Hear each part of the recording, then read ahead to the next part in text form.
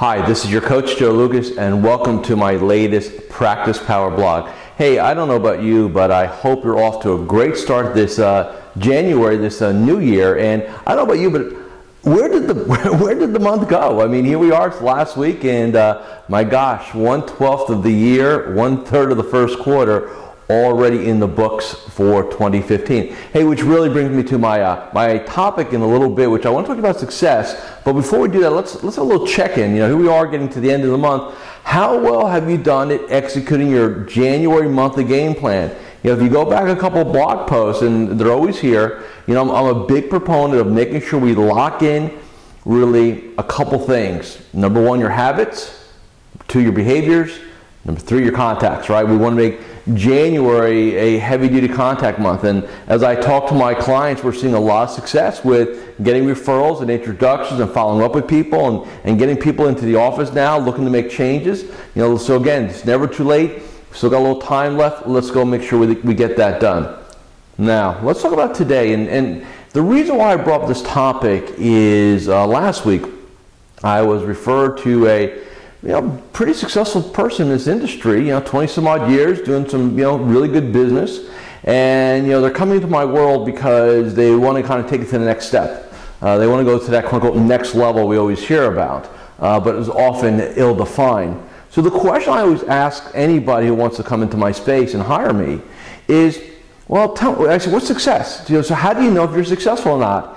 And that's usually one of those questions that sounds very simple, but I usually get a lot of gurgling noises and some I hear very nebulous things like, well, to always do more business, to always get better.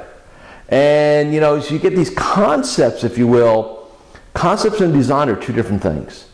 And so what I want you to think about is, how do you determine success for yourself? Because see, in the industry, and I don't care if you work for a major firm or you're working for an independent or you're RIA somewhere out there. Look, we have a very unique space in our world, our industry. It's kind of messed up, as a matter of fact, because unless you're doing like multiple millions of dollars, a lot of times they'll tell you that you're not good enough or you're failing.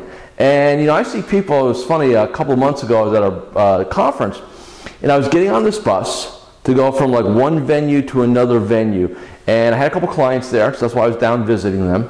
And we get on this bus, and one of the guys behind us says, think about this for a second. Here's a collection of people that earn over $250,000 who feel like total failures. And you sit there and we kind of chuckle about it, but in our industry it's so true, because it's never enough. So what I want to do today is talk to you about defining success for yourself in more succinct terms, in more clarity, if you will. Because a lot of times what happens is we think of success as, well, if I just do better than last year, I'm successful. And for some of you, that very simple definition is cool if economics/production was the only thing that was important. If that's the only thing we measure, then you would be accurate. The challenge we have, though, is that there's many facets to success, and one of them that I always look at is sustainability. In other words, can you do this to the day you die, to the day you decide to hang it up, right? Do you have a sustainable model? The other thing we've got to remember when we talk about success is to be very careful about what we call externals. Now, what's an external?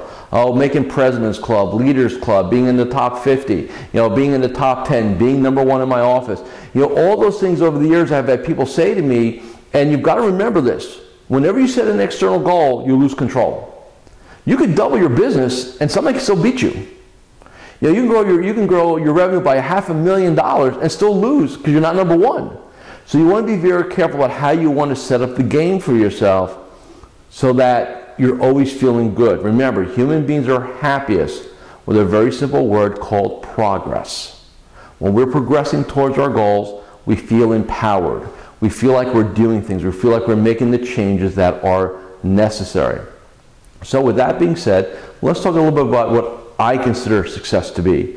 Somebody asked me, and it's a very good question, by the way, any coach you work with, whether it's my firm or somebody else, you always want to ask that person, hey, how do you know if this is working? How do you define success for your clients? And to me, for years, right, it was always from economics. I have this, I still kind of have this reputation as kind of the daily game plan maestro. Morning ritual, daily game plan. Really, I'm able to produce tremendous results for people in this industry because I get them to focus on truly what's important. But about a decade ago, what I noticed was that as I was driving my clients' economics, along with my own economics, because I get it, the way I get compensated again is a piece of that, is that we started to see that we had a lot of cash, a lot of capital, a lot of economic success, but there were other areas in our life that were not being fulfilled, not being tended to, whether that was our spirituality, our personal relationships, our health, whatever it was. And so, and then also, if you're kind of crushing it each and every year, like an animal, how sustainable is that? Remember, conventional wisdom has been always what? Hey, let's kill it, save some money, hopefully you don't blow it all, and then at some point you punch out, right? And hopefully you don't outlive your money, and hopefully you don't die of boredom, right? That's kind of the, quote unquote, was the American dream. So today, let's talk about really what I consider to be the ultimate definition of success. And to me, it's very simple, this. It starts with a very simple but yet profound concept, which is determining and defining what your ideal life is and your ideal lifestyle. So in other words, if we take retirement off the table, if we take the concept of ever getting out of this business, which by the way, for a lot of people coming into my space, especially those that are up there in their 60s, a lot of times they'll retain me because they want to max the revenue of their practice and go sell it for top dollar. And it's interesting in that process, 9 times out of 10, I talk them out of selling their businesses, and we find a different way of bringing on some junior people, and we keep our asset, because why would you want to? You can't get a big enough multiple to warrant a sale. So we talk about ideal life and lifestyle, right? So in other words, what is it you want to create? Business plans are great. Now, and again, I've been guilty of this too for years, is creating a business plan without taking your lifestyle into consideration. And being a financial advisor is a lifestyle business. Now, what's a lifestyle business? It's not something that 5 o'clock in the afternoon, when quote unquote the work day is over, you leave. It becomes who you are, becomes an identity. Just like a doctor has an identity, a pastor or a rabbi has an identity. In my way of looking at my world, a coach has an identity. These are all quote unquote lifestyle businesses, lifestyle identities. So with that being said, one of the things of lifestyle is balance. Sustainability I always talk about. And I find a lot of advisors are just on this absolute treadmill of trying to make another 5 or 10%, trying to do this, trying to do that, and they're making some money. It's interesting, again, going back to the $250,000 failure story. I run across people all day in this industry that are doing $100,000, $200,000, $300,000 of personal income, which by any measure, if any of you know what the average in the United States is, it has now fallen to under $50,000 for a family of 4 nationally. Right around there. It's fallen the last several years, as a matter of fact. And yet there are people that make 5 and 10 times that much in our industry who feel inadequate. That's kind of messed up for, if you really think about it. The reason why I'm bringing this to your attention is each and every one of us has this unique gift. It's called the opportunity to create something that you truly want, your ideal life and lifestyle. I believe so much in it that I gift the entire industry module 1 of my business planning process to determine what the ideal lifestyle is, and I hope you take advantage of that. But the bottom line is, if you want to know what your business goals are, you want to do a business plan, you better determine what your life plan is first and what success means to you. So getting back to my definition. Somebody asked me, Joe, how do you know? I said, it's very simple. I am moving my clients towards their ideal life and lifestyle. I am helping my clients define and move towards and get their ideal life and lifestyle. That to me is what's important. We define it and we drive towards it. We move towards it. That's what a good coach does. That's my definition of being a great coach. So what I want you to do, so here's my challenge to you, because I know we're getting a little long here, is if you're a member of my website, a bronze member, which is basic, which is free, by the way, we don't ask for any economic information, any credit cards or anything like that. Hey, go into the Business Planning Center, do Module 1. Define some things for yourself. It's still, it's never too late to do that. Make sure you're making that happen. Find out truly what you want. Look, I've got clients that plan to be in this business for another, until they're in their 70s, their 80s. I know one person I coached, unfortunately passed away. He was 87 years old, vibrant, full of energy, loved his business. By the way, had more money than most of his clients. Just loved the concept of doing what he did, right?